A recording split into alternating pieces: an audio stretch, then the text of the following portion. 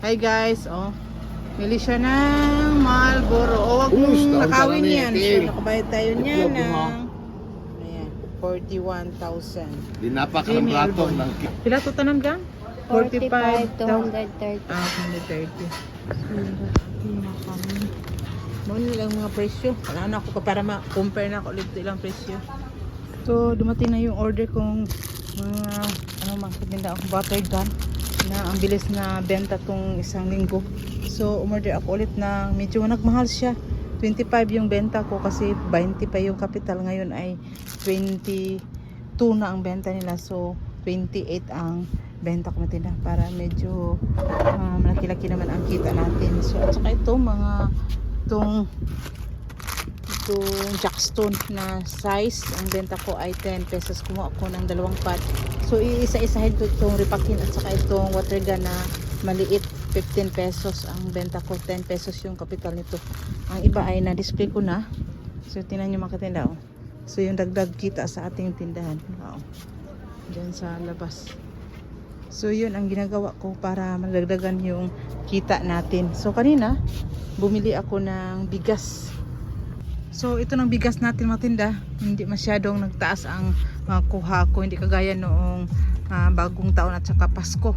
So itong kuha ko ay, mag-ilaw tayo. Ang kuha ko ay 1.3 ang sako sa 25 kilos matinda. Saka ito namang chow, Mr. Chow, medyo kasing ano sila sa kuha ko, medyo mas maano na ito, malambot itong kuha ko. So ito naman ang Kara na medyo nagtaas na, pareho na sila nitong chow na bigas. So ang sako din ay 1.3, so 25 kilos ang bawat sako. So 52 ang kapital, benta ko ay 55, so may 3 pesos tayo bawat kilo. Sa isang sako may 75 pesos tayo na tubo matinda. So yun, at saka kumuha ako ng isang case na Kim at saka isang galon na itong Star Margarine na riripakin natin ng tag 15 pesos ang bawat guhit. Nasaan na yun ha? Ito matinda, oh. Itong margarine. So lahat ay nakabayad tayo ng 48,380. Saka dumating itong mga sigarilyo kanina na nakabayad tayo sa isang linggo ng 45,571. So hindi pa siya masyadong ako sa ahente na bigyan mo na ako ng palugit na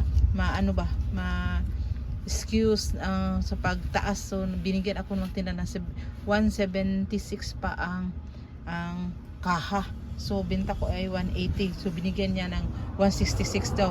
Kasi hindi ko alam na magtaas sila. So nakapag-imbaksa na tayo ng Marlboro. So yung tinda ito, 3.20 pa rin itong crafted. So hindi siya nagtaas. Kaya pa daw 3.20 kaya 7 pesos ang bawat isa. So yung matinda, ang daming laki ng perang na ilalabas natin. Almost 48 plus 45, mga 93 mga tinda sa araw na ito. May mga u-deliver din tayo matinda, oh, na dumating kanina kasama itong mga sabon, oh. Isang sako yung mga ibang-ibang kulay, saka itong mga shampoo. So yun ang ating mga nabayaran sa araw na ito. March 9, 2026 na itong bigas ay 48,380, yung Marlboro 45,571 at saka yung Unilever 8,194.